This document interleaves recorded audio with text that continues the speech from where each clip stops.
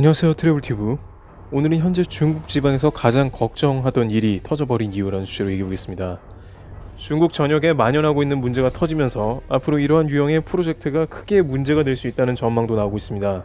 또한 이것은 미국의 신용평가 기관인 S&P에서 누누이 경고한 매우 위험한 수준인 지방정부의 부채와도 연결된 문제로 앞으로 한국 경제까지 부정적인 영향을 끼칠 수 있다는 우려를 낳게 하고 있습니다.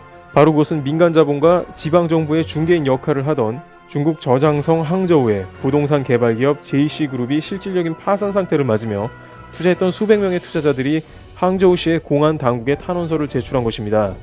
이것은 전문가들이 여러 차례 언급한 중국의 회색 코뿔소 문제가 가시화되었고 앞으로 번져나갈 수 있다는 것입니다.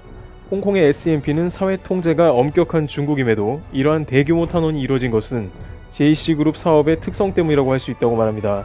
JC그룹은 지방정부의 입맛에 맞는 각종 지역개발 사업을 구상해서 지방정부와 협약을 체결한 다음에 이것을 민간 투자자들을 이끄는 미끼로 삼았던 것입니다. JC그룹이 연간 최소 12%의 수익률을 약속하자 약 4,000명의 투자자가 1인당 최소한 1억 7천만 원을 투자했습니다. 그런데 문제는 투자자들이 이것을 지방정부에도 강력하게 책임을 요구하는 형국으로 가는 것입니다. 분명 지방정부와 협약을 했기 때문으로 투자자들은 민간기업 단독이 아닌 지방정부가 있었기에 과감한 투자를 할 수 있었던 것입니다. 그럼 여기서 지방정부는 왜 이러한 무리한 투자를 허가했냐고 하면 지방정부는 시진핑 중국 국가주석의 정책 기조에 부응하려는 열망이 작용한 탓이 컸습니다.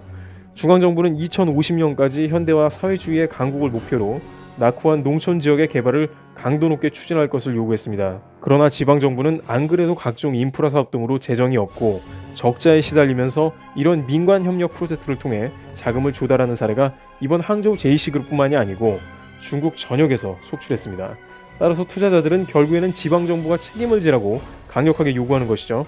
실제 중국 투자자의 말을 빌리면 중국 당국에서 보장함으로 안전한 줄 알았다며 1대1로와 같은 성격으로 생각했다는 것입니다.